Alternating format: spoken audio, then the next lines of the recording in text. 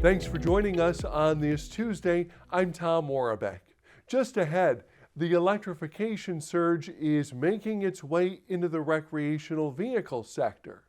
That story after your morning headlines. Nissan has raised its full fiscal year profit outlook. That as cost controls, better pricing power, and lower incentives bolstered quarterly earnings. In the latest quarter, operating profit for the Japanese automaker nearly doubled to $454 million. However, revenue slipped 0.8% to $19.2 billion as the automaker's global sales sank 16% in the quarter. For the full fiscal year ending March 31st, Nissan upgraded its operating profit forecast to $1.8 billion. It previously predicted a profit of $1.6 billion. Meanwhile, the automaker confirmed plans to stop developing new internal combustion engine vehicles for Europe. But Nissan will continue to develop ICE vehicles in other markets where they make sense. The number of electric nameplates Ford currently sells just doubled. Late Monday, the automaker began shipping E-Transit electric vans to customers. The vehicle joins the Mustang Mach-E among Ford's EV offerings. The F-150 Lightning goes on sale this spring. Last month, Ford said it had 10,000 E-Transit orders from about 300 commercial customers. Ford builds the electric van alongside the gasoline-powered Transit at its Kansas City assembly plant. Hyundai pulled out of the Japanese market in 2009, but now the South Korean automaker is taking a second crack at selling in the country. Hyundai says it will re-enter Japan with a focus on zero-emission vehicles sold through an all-online sales network.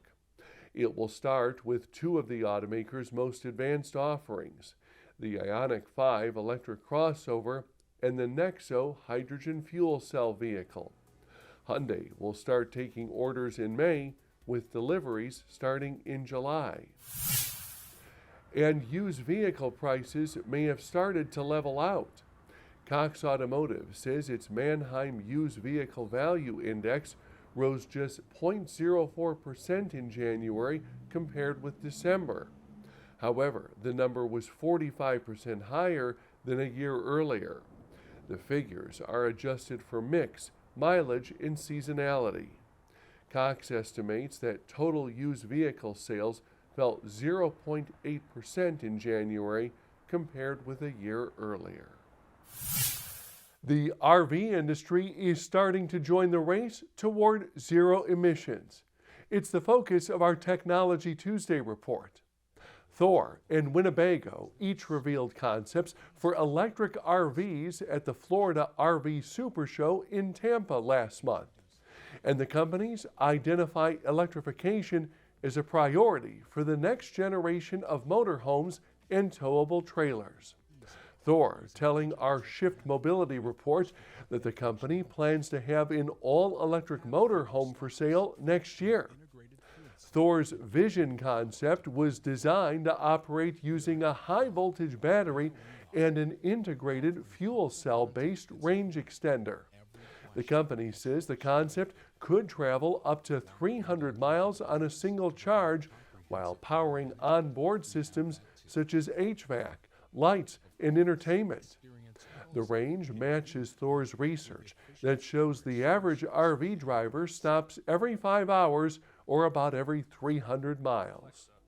Meanwhile, Winnebago's ERV concept travels 125 miles on a single charge while also powering onboard systems. It would take 45 minutes to fully recharge the vehicle's battery at a high-speed commercial charging station. By the way, Thor considers range anxiety to be the biggest barrier to EV adoption. Auto News Now comes your way this afternoon, and we'll see you right back here tomorrow morning.